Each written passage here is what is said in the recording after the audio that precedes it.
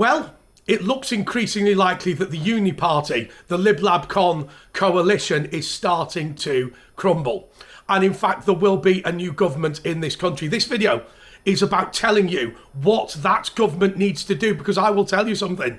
All of the systems in Westminster are designed in order to crush genuine political debate, free thought, new ideas, and any political party that gets in there is going to be pressured significantly by Whitehall, pressured significantly by, dare I say, Buckingham Palace, pressured significantly by the powers that be, the establishment, the technocracy, and all of those things into watering down what it wants to do. And we've got to stop that. This video mentions Nigel Farage in the title, but actually it doesn't bother me whether it's Farage or Nick Tanconi or Rupert Lowe or Ben Habib or any of these people.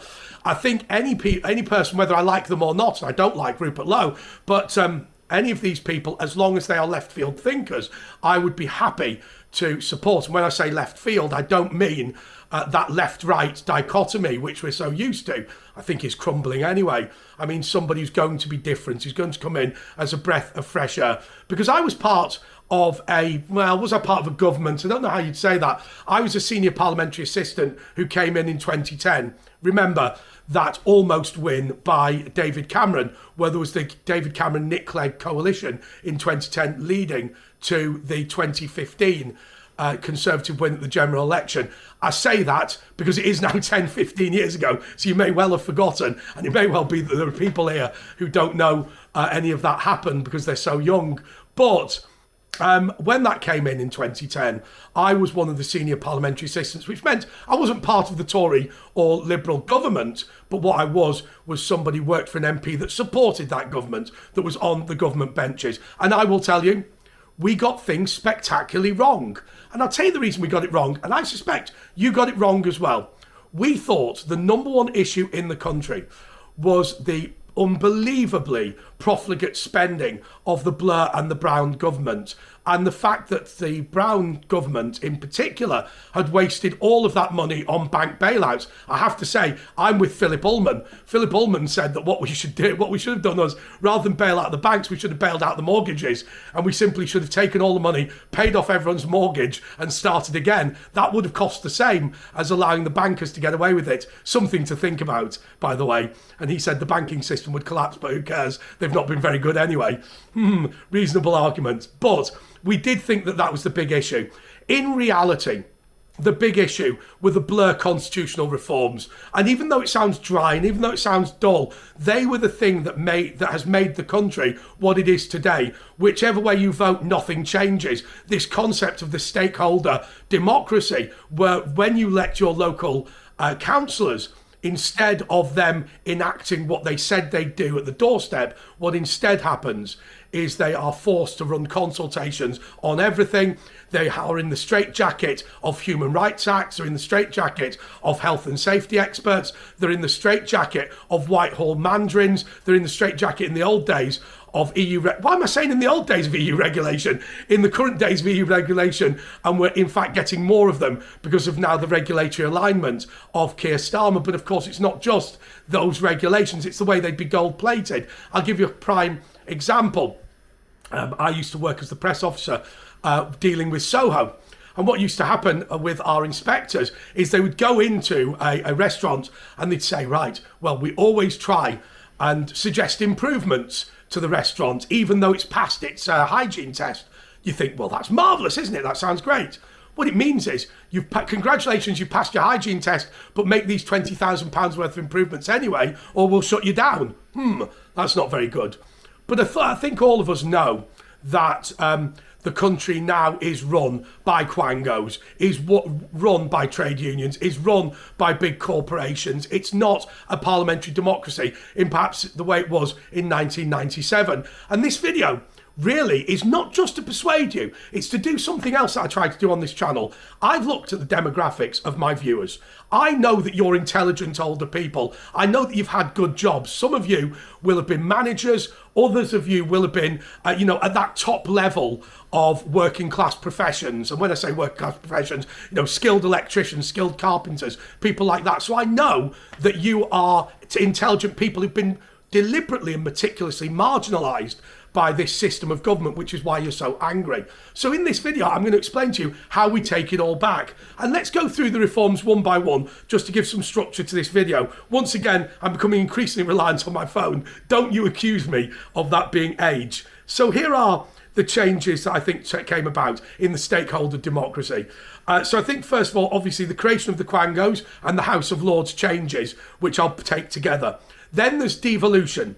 Then there's the Human Rights Act, which loads of you are going to want to talk about, electoral reform, and indeed the constitutions of political parties, which I think are also extremely important. Right, I'll come to that, don't worry. So let's talk about the Quangos and the House of Lords. Now, I think it's vital for any future right-wing government to love the House of Lords. How can you do that? It is a nest of pro-Europeanism. Well, here's my important point. If you think about the way the constitutional system worked in 1997, what you had was the broad brush would be decided upon by the House of Commons and the details would be decided on by the House of Lords. So things like, we are going to legalise euthanasia in this country because it's become a recent thing. The broad brush decision would be made by the House of Commons that there would be euthanasia, and then the precise details would be debated in the House of Lords. What constitutes a doctor's opinion? What constitutes terminally ill? What constitutes 6 months to live? All of those details would be debated ad nauseum in the House of Lords. And so what we did was we put people into the House of Lords who were experts. I remember there was a debate about using stem cells. They are the remnants from IVF. That means that they are basically embryos of babies that have not grown into anything beyond embryos yet. Stem cell research obviously is going to move science forward, but is a controversial area. Professor Lord Robert Winston, I think that's correct, was one of the people talking about that in the House of Lords. And so that's fantastic. Now, what has happened by making all these party apparatchiks in there and by bringing in HOLAC and by abolishing the hereditary peerage, 92 of which survived until they're being abolished fairly soon. What's happened is the House of Lords has been denigrated in quality. And what that means is that now we're able to say, well, neither the House of Commons nor the House of Lords are able to come up with regulations properly, therefore we have to give them to Quangos. And so you look at, say as an example, Ofcom, the one that governs me. I don't dislike Ofcom, and I will say one thing, they've never been bad to me, Ofcom. But what they've now got in terms of their regulation of the internet, they have not only the power to implement fines and whatever, but also they have to decide what the regulations are themselves, because the House of Commons no longer does it. They've passed those powers, and the House of Lords have passed those powers to Ofcom itself. So it's now judge, jury and executioner in a way that it wouldn't have been before. So now what I'm saying is this: if we improve the quality of the House of Lords, then what that will do is it will mean that we will no longer have to have all of these Quangos running every area of government. We can say, no, the legislation is sufficiently well written that you don't now need to have all of these Quangos. And I think when Richard Tice talks about abolition of Quangocracy, starting by protecting the House of Lords is a good thing. Now, the way you're going to have to do it is, first of all, get rid of HOLAC. The House of Lords Appointment Commission in 2000, they have been fighting against right-wingers for 25 years. We've got to get rid of HOLAC. But what we also need to do is we need a Prime Minister, whether it's Prime Minister Farage, whether it's Prime Minister Tanconi, whether it's Prime Minister Habib, who needs to stand up and say, I can be trusted to appoint somebody to the House of Lords who is sensible. I don't need a House of Lords Commission. I don't need checks and balances. I will be responsible, and it's my job to be responsible. What we're not going to do anymore is we're not going to say politicians can be so unworthy of trust that we need a committee to back them up. No, a future UKIP or reformed government will be trustworthy in of themselves. And what they'll have to do initially is appoint a large number of peers, and that is in order to slim down the numbers. But I want a non-political body, and I want also for that body to be term limited. And I think the way you do it is very simply this. How about this for an easy one? So there's various ranks of lords, aren't there? Okay, so you get appointed for 2 parliaments. Now, you can be appointed, reappointed as many times as you like, but you have to be appointed. So you get appointed for 2 parliaments as a baron.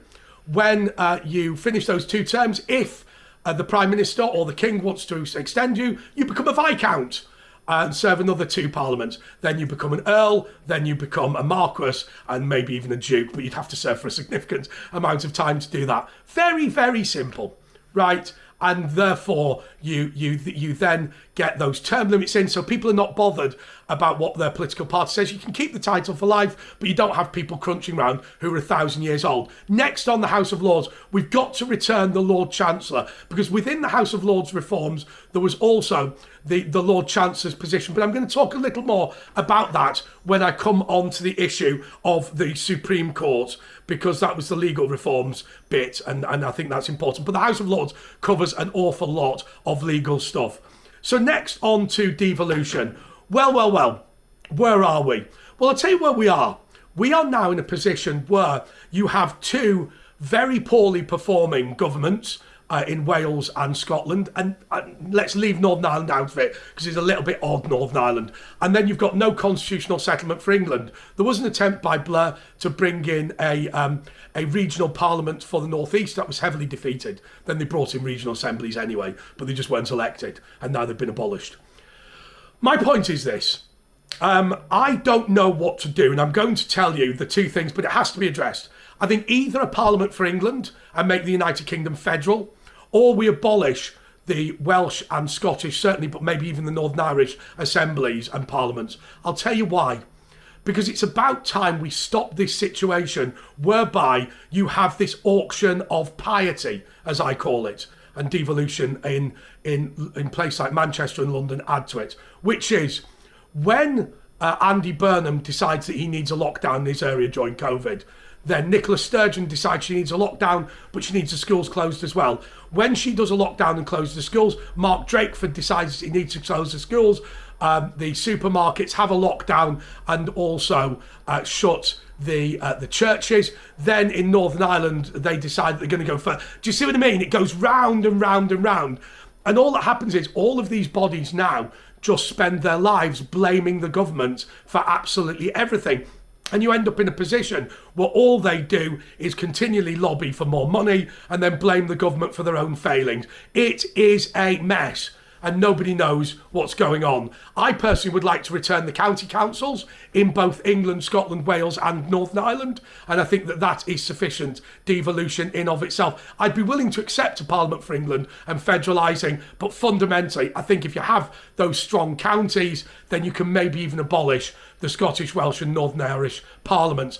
But and when people say if you abolish the Scottish Parliament, Scotland will go for independence, I don't want Scotland to be independent. I don't love my country, I love the United Kingdom, I'm English. But we can't keep going with this situation whereby the Scottish government underperforms at absolutely everything compared to England and then just blames the English for all of the woes of the Scottish nation. That is extremely frustrating and I have to say extremely offensive.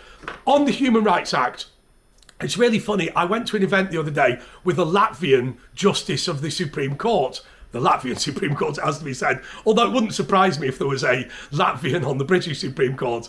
But what he said about the Human Rights Act, he said, you have to understand, by being a member of the European Convention on Human Rights, you then push up the standards. He said, I'm a former Soviet republic. When we came in, the fact that Britain was standing up for the Human Rights Act meant that made rule of law through properly independent courts easier to implement in Latvia.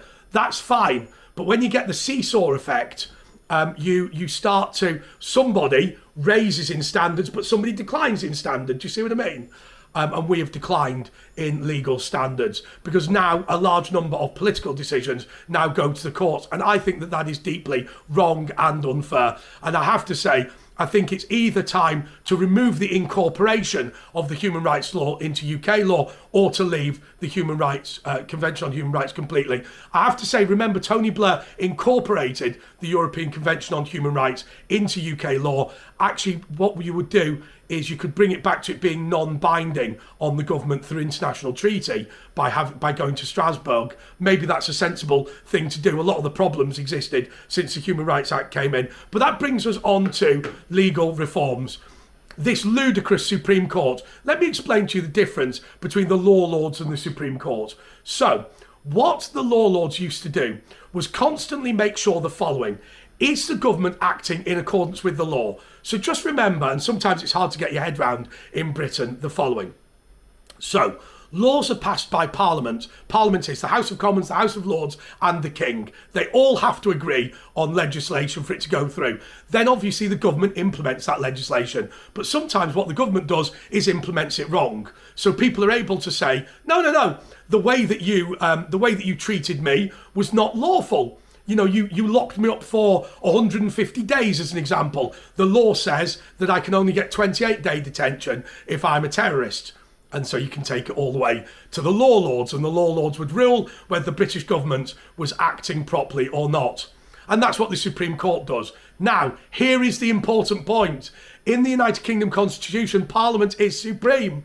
Therefore, the Supreme Court, this idea that judges are more important than Parliament, should not exist in Britain. We should get rid of the Supreme Court and return the law lords. But what we should also do is return the Lord Chancellor. He used to be the chairman of the House of Lords and the lead judge. Think about the way that judges have been destroyed since Gordon Brown brought in the Judicial Appointments Committee, officially an independent committee.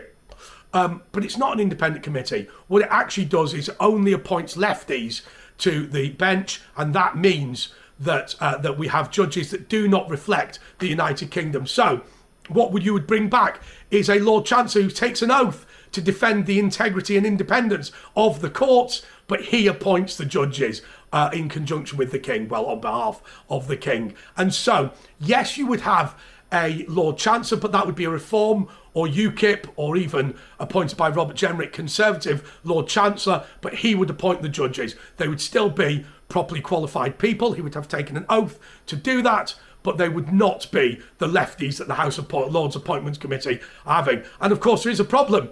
What happens when the House of Lords, when Parliament abolishes the Supreme Court and the Supreme Court strikes down the law for its own abolition, something that it couldn't have done when it was the law lords, but of course now potentially it will attempt to do. Now on to electoral reform. We've got to get rid of this soup. First past the post is a brilliant system. I'm going to tell you why. Simply because we've seen, haven't we, the way that Nigel Farage has developed over a period of time. Yes, he didn't get in on a whim, but by the time he is elected, we will have seen a sea change in Britain. And I think that has given Farage and his team and others, and you and me, time to develop as a movement and as a group of people. But also it means government in general is decisive. Unless you've got Keir Starmer in charge, in which even with a big majority you're thoroughly indecisive. But I think that's the weakness of the man. But look, I think at the end of this, first past the post will have delivered a degree of stability in a difficult time for the United Kingdom, and also it will deliver that big majority for reform at the next election, which I think will be so important for it to move forward. And also a more independent law lords, a more independent House of Lords, and indeed less whipping in the House of Commons will mean that Prime Minister Farage perhaps won't carry the powers of patronage that previous previous Prime Ministers absolutely did. And I think that will be a good thing in of itself. Now, I threw in a final thing, which was constitutional reform of political parties. And I think that what we have to do is we have to start aligning political parties much more closely with Parliament. So as an example, the way the Conservative leadership is not decided by MPs anymore means that you have this utter chaos where Robert Mugabe style, you have Rishi Sunak losing the election to become Prime Minister and then taking the job anyway off Liz Truss. You also have something within the Labour Party, this clause 4, where they're now hamstrung and they can't do what they want. I think that actually the more we write down, the worse it is. I think actually having an unwritten and codified constitution is absolutely vital. But I'm going to add one final thing that I didn't list in my my bullet points, and it's net zero. Now, do you believe that Britain has a constitutional commitment to net zero? I don't know, question mark, as to whether it's a policy or a constitution, but it's certainly within the law that we have to get to net zero by a certain time, as enacted by Theresa May. Does it require a constitutional amendment to remove that? Yes, it does, in the sense that Parliament have to rescind the law, but they still have to rescind it. Remember, it's not true to say that Britain doesn't have a constitution. Britain does have a constitution. It's sophisticated, it's viable, and it's varied, but it's not written in one place. It's what's called uncodified. And what happens is all of these laws of different natures start to together make up a body of constitutional law. And so what I would say to you is this: as long as there is a law binding future governments to a policy position on net zero, that is part of the British Constitution, and we need to get rid of it. And so what have I told you today? I've told you that actually, first and foremost, for all of your excitement about the Lib Lab Con coalition disappearing, one of the big mistakes that was made by people like me in 2010 was ignoring the importance of the butchery of the Constitution by Tony Blair. And then I told you some of the various ways that I think we can make things significantly better. I think also there are more things to talk about. Police and crime commissioners is one. Independence of the police is another. But I think that those are the starting points for the very basics. You know, this idea that you would have a better and improved House of Lords, devolution that works through county councils, the abolition of the Human Rights Act, or at least removal of it from UK law, which, by the way, is the same thing. Sorry, you don't leave the Constitutional Convention on Human Rights, you instead repeal the law. Getting rid of the Supreme Court. By the way, Tony Blair also brought in freedom of information. I think that's probably not a bad thing. Then electoral reform. You don't want these ludicrous different elections for different types of parliaments. It's just causing absolute chaos. And then the final one, apart from the party constitution one, was on net zero. You know, this idea that we will not allow any policies to come forward that go against the idea of ensuring that net zero happens. By the way, I'm not a climate denier. I'm somebody who says that pollution's bad, probably pumping CO2 out is bad. Either way, what we should do is rely on technological innovation to improve the way things are happening. Electric vehicles are clearly the worst green technology of them all. What they do is they move pollution from the car to the power station, but the big problem is those batteries that are inside them.